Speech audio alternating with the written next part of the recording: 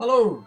In the last episode of Bill's saga, you saw me put down a coat of oils over a base coat of acrylics. In this episode, I go one step further and start adding light and dark areas onto the coat. Before we get to the video, I thought I'd share a few thoughts on how model figures and miniatures are lit in general. Because our figures are small and quite often sit in places where natural light doesn't shine, we have to build these features into the models themselves. The illustration above, borrowed from the Belle of Lost Souls website, illustrates a figure lit from directly above, as if the sun or the light source was directly above.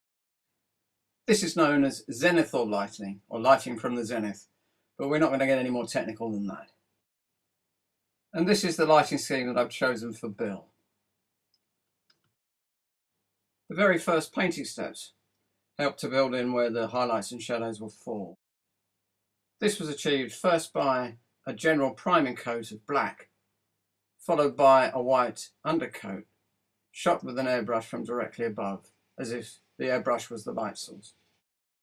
While many figures are painted with the light source from above, the painter has the choice of using other sources of light as well.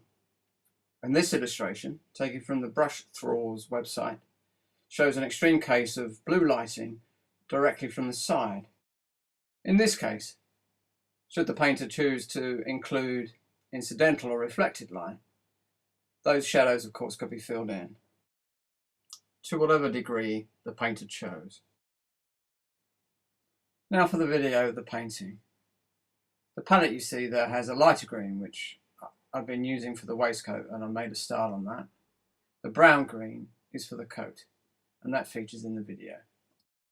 Two patches of colour you see include a bit of tonal variation with the constituent parts of the colour blend, but also include varying degrees of white for lightness and varying degrees of the dark brown colour for the shadow areas.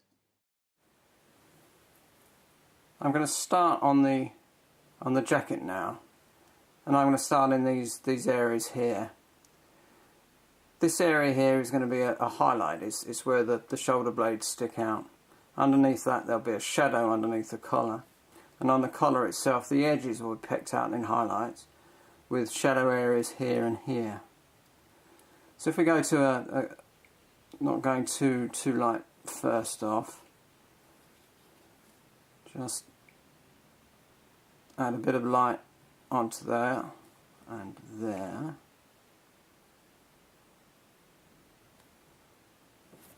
Wiping the paint off the brush, and we're going to make sure that the shadow areas have just a little bit of paint as well, so when I start blending in a minute they all blend in together. Darker. And we know this area here, which is between the shoulder blades, will have a little bit of shadow colour, and most certainly under the collar.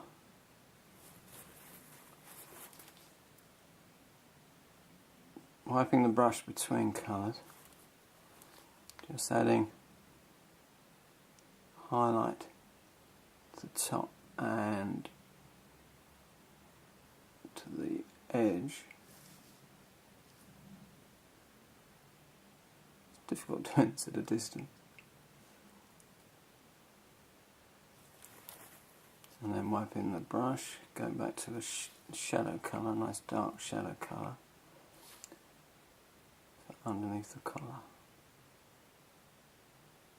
Now that seems a bit harsh. We'll see if I put too much paint on. If I have, it doesn't matter, we can get it off.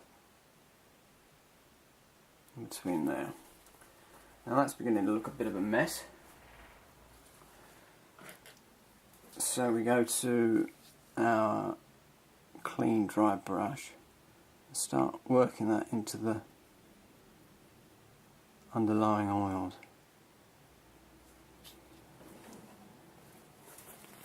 Wiping any build up of paint off the brush. For this sort of work I use a very cheap student's brush, it's called, which works out about £1 a piece. It means that I can save my sables for fine, less harsh work.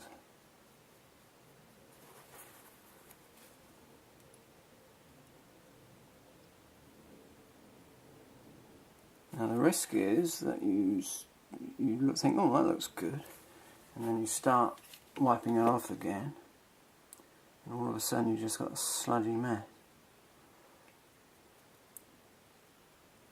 Well, it's actually looking quite nice. It won't be the finished object, but it's not too bad. Let's just put a tiny bit more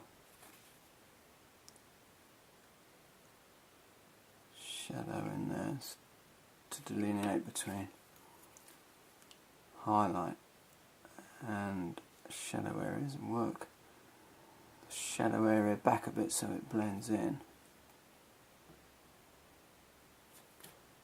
Well, that's looking quite good.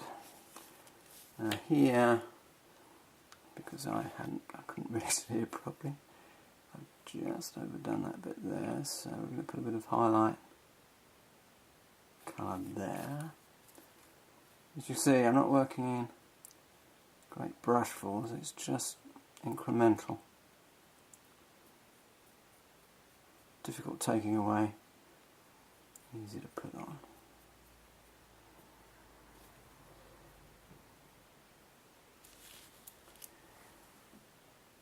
And that gives you a bit of an idea about how I'm going to work with this.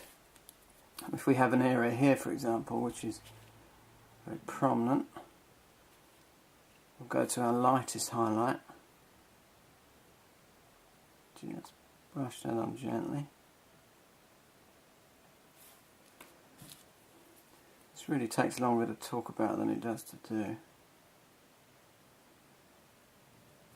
Push that down, go to a bit of shadow colour.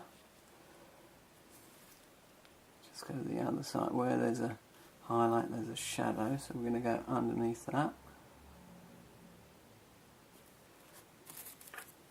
And work that dark area up towards, but not over, the highlight. Now, I'm going to be working on that for the next half an hour, 3/4 of an hour, and there's no way you want to watch me do that or listen to me blathering. So I'm going to turn the camera off, do a bit more work, take some stills, and perhaps come back to video later. I hope you found that video useful and interesting. Since completing it, I've marched on a pace with the painting, and the bodywork is pretty much all there. Well, it's about 90% complete.